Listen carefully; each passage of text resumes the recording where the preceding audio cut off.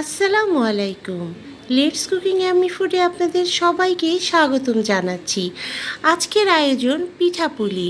আমাদের দেশে একটি ঐতিহ্য, আর দেশীয় পিঠার মধ্যে পাটিসাপটা অন্যতম একটি।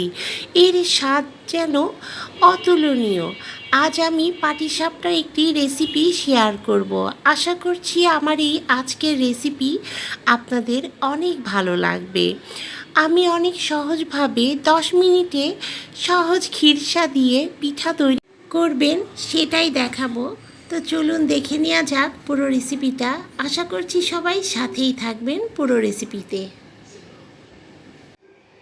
এখন একটি মিক্সিং বলে আমি 2 কাপ পরিমাণ চালের আটা অ্যাড করে দিব।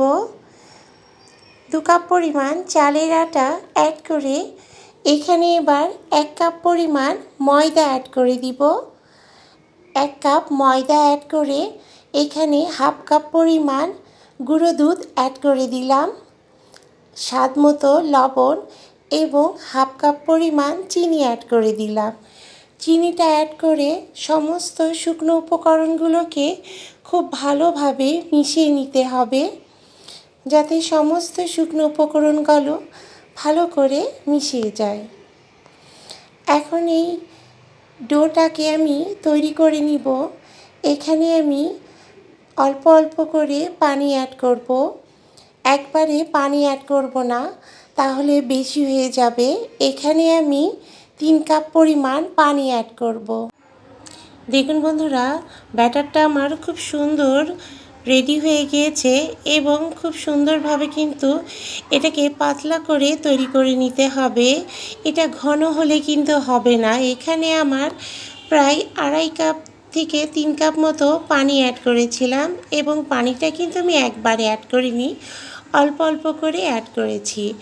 এখন চুলায় একটি পাত্র বসিয়ে এখানে 1 টেবিল চামচ পরিমাণ ময়দা অ্যাড করে দিলাম। ময়দাটাকে কিন্তু একটু হালকা করে ভেজে নিব, যাতে এর মধ্যে একটা কাঁচা গন্ধ থাকে, সেটা যেন না অ্যাড হয়ে যায়। এরপর এখানে 1 টেবিল চামচ পরিমাণ গুঁড়ো দুধ অ্যাড করে দিলাম। গুঁড়ো দুধটা দিলে খুব সুন্দর একটা কিন্তু ফ্লেভার আসে। এখানে আমি বন্ধুরা আগে থেকেই জাল করে রাখা 3 কাপ পরিমাণ দুধ অ্যাড করে দিলাম। দুধটাকে দিয়ে কিন্তু এবার অনবরত ভালো করে নাড়তে হবে খিরসাটাকে রেডি করে নেওয়ার জন্য। এবং এই ময়দাটা দেওয়ার জন্য কিন্তু এটা আস্তে আস্তে ঘন হয়ে আসবে। এখানে আমি ফ্লেভারের জন্য কয়েকটা এলাচ অ্যাড করে দিলাম। আপনারা চাইলে এখানে এটাকে গুঁড়ো করেও দিতে পারেন। এবং এখানে আমি 1 টেবিল চামচ পরিমাণ চিনি অ্যাড করে দিচ্ছি।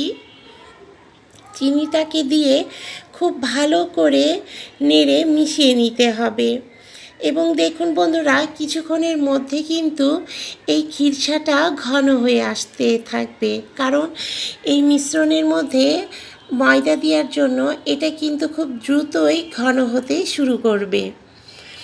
এই পর্যায়ে কিন্তু এটাকে নাড়তেই হবে যাতে লেগে না যায়। এখন আমি এখানে 1 চা চামচ পরিমাণ গুড় অ্যাড করে দিচ্ছি।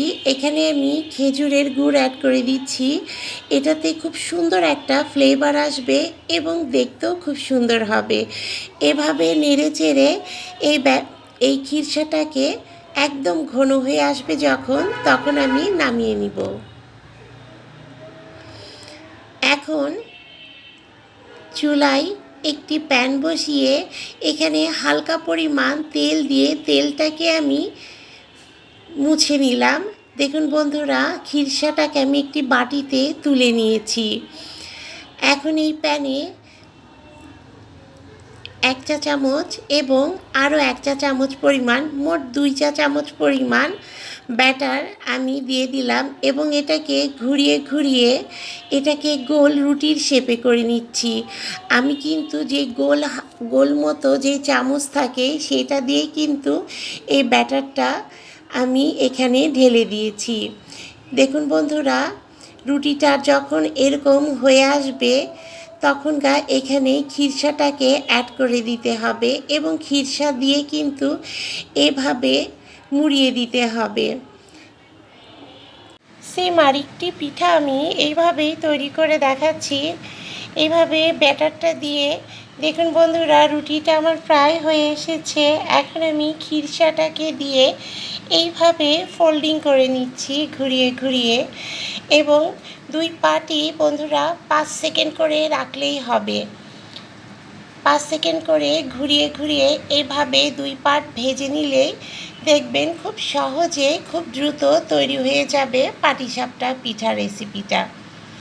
তো রেসিপিটা ভালো লাগলে অবশ্যই বন্ধুরা কিন্তু লাইক করবেন, এবং যারা নতুন বন্ধুরা তারা অবশ্যই সাবস্ক্রাইব করে পাশের বেল আইকনটি প্রেস করে দিবেন, যাতে এরকম নতুন নতুন রেসিপি আপনাদের কাছে চলে যায়। এখন আমি পুরো পিঠাগুলাকে এভাবে তৈরি করে নিয়েছি এবং একটি প্লেটে পরিবেশন করে দেখাচ্ছি। এবং পিঠাটা খেতে এতটাই সুস্বাদু হয়েছিল বন্ধুরা, কি বলবো, অসাধারণ খেতে হয়েছিল। এবং খিরসাটাও অত্যন্ত সুস্বাদু হয়েছিল। একটা আমি এরকম ভেঙে দেখাচ্ছি, মাঝখান থেকে চাপ দেওয়ার জন্য খিরসাটা দুই দিকে চলে গিয়েছিল, এবং খিরসাটা যেমন দেখতে হয়েছিল বন্ধুরা, এবং খেতেও খুব সুন্দর সুস্বাদু হয়েছিল। তো রেসিপিটা ভালো লাগলে অবশ্যই লাইক কমেন্ট শেয়ার করে সাথে থাকবে।